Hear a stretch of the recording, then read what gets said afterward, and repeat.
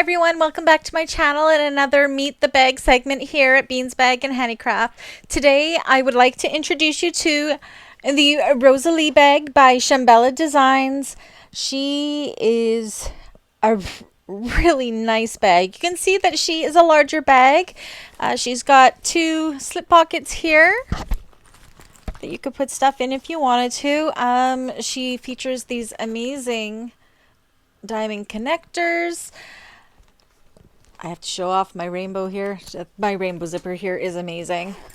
She's very large inside, and she has one zip pocket on the one side and plenty of room for anything you may need. And these pockets on the side are completely lined as well. She's a simple bag, but she's a large bag. Her shape, just like any of the Shamballa bags, has a really unique shape. I just love it. Anyway, she's a brand new bag in the catalog for my bag makers community. If it hasn't been posted already, the Rosalie tutorial should be up shortly for everybody to see.